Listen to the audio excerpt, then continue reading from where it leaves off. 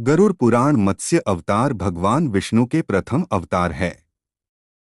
मछली के रूप में अवतार लेकर भगवान विष्णु ने एक ऋषि को सब प्रकार के जीव जंतु एकत्रित करने के लिए कहा और पृथ्वी जब जल में डूब रही थी तब मत्स्य अवतार में भगवान ने उस ऋषि की नाव की रक्षा की। इसके पश्चात ब्रह्मा ने पुनः जीवन का निर्माण किया।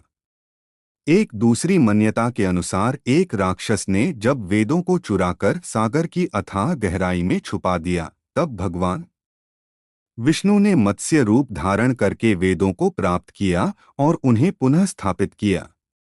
मत्स्य अवतार की कथा एक बार ब्रह्मा जी की असावधानी के कारण एक बहुत बड़े दैत्य ने वेदों को चुरा लिया। उस दैत्य का नाम हयग्रीव था। वेदों को चुरा लिए जाने के कारण ज्ञान लुप्त हो गया। चारों ओर अज्ञानता का अंधकार फैल गया और पाप तथा अधर्म का बोलबाला हो गया। तब भगवान विष्णु ने धर्म की रक्षा के लिए मत्स्य रूप धारण करके हयग्रीव का वध किया और वेदों की रक्षा की। भगवान ने मत्स्य का रूप किस प्रकार धारण किया, इसकी विस्मयकारिणी कथा इस प्रकार है। कल्पांत के पूर्व एक पुण्यात्मा राजा तप कर रहा था। राजा का नाम सत्यव्रत था। सत्यव्रत पुण्यात्मा तो था ही, बड़े उदार हृदय का भी था। प्रभात का समय था। सूर्योदय हो चुका था। सत्यव्रत कृतमाला नदी में स्नान कर रहा था। उसने स्नान करने के पश्चात जब तर्पण के लिए अंजलि में जल लिया तो अंजलि में जल के साथ एक छोटी सी मछली भी आ गई। सत्यव्रत ने मछली को नदी के जल में छोड़ दिया। मछली बोली, राजन, जल के बड़े बड़े जीव छोटे छोटे जीवों को मारकर खा जाते हैं। अवश्य कोई बड़ा जीव मुझे भी मारकर खा जाएगा। कृपा करके मेरे प्राणों की रक्षा कीजिए। सत्यव्रत के हृदय में दया उत्पन्न हो उठी। उसने मछली को जल से भरे हुए अपने कमंडलू में डाल लिया। तभी एक आश्चर्यजनक घटना घटी। एक रात में मछली का शरीर इतना बढ़ गया कि कमंडलू उसके रहने के लिए छोटा पड़ने लगा। दूसरे दिन मछली सत्यव्रत से बोली, राजन, मेरे रहने के लिए कोई दूसरा स्थान ढूंढिए, क्योंकि मेरा शरीर बढ़ गया है। मुझे घूमने फिरने में बड़ा कष्ट होता है। सत्यव्रत ने मछली को कमंडलू से निकालकर पानी से भरे हुए मटके में रख दिया। यहां भी मछली का शरीर रात भर में ही मटके में इतना बढ़ गया कि मटका भी उसके रहने के लिए छोटा पड़ गया। दूसरे दिन मछली पुनः सत्यव्रत से बोली, राजन, मेरे रहने के लिए कहीं और प्रबंध कीजिए, क्योंकि मटका भी मेरे रहने के लिए छोटा पड़ रहा है। तब सत्यव्रत ने मछली को निकालकर एक सरोवर में डाल किया, किंतु सरोवर भी मछली के लिए छोटा पड़ गया। इसके बाद सत्यव्रत ने मछली को नदी में और फिर उसके बाद समुद्र में डाल दिया। आश्चर्य!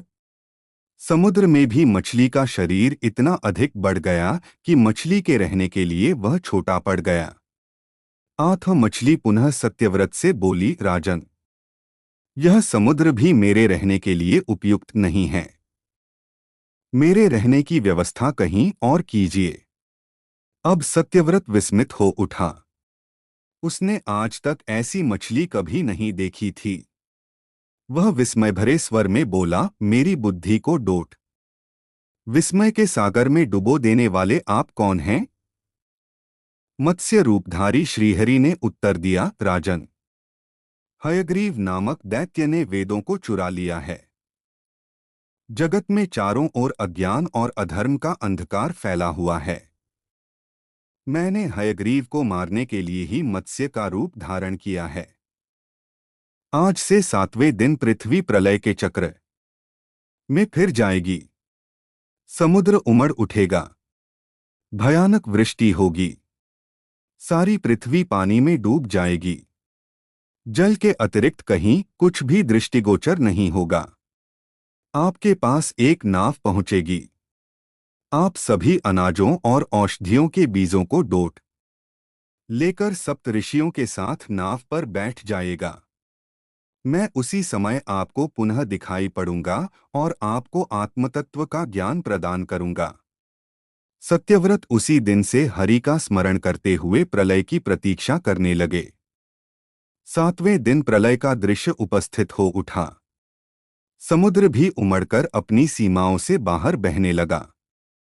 भयानक वृष्टि होने लगी। थोड़ी ही देर में सारी पृथ्वी पर जल ही जल हो गया। संपूर्ण पृथ्वी जल में समा गई। उसी समय एक नाव दिखाई पड़ी। सत्यव्रत सप्त ऋषियों के साथ उस नाव पर बैठ गए। उन्होंने नाव के ऊपर संपूर्ण अनाजों और औषधियों के बीज भी भर लिए। नाव प्रलय के सागर में तैरने लगी। प्रलय के उस सागर में उस नाव के अतिरिक्त कहीं भी कुछ भी नहीं दिखाई दे रहा था। सहसा मत्स्य रूपी भगवान प्रलय के सागर में दिखाई पड़े।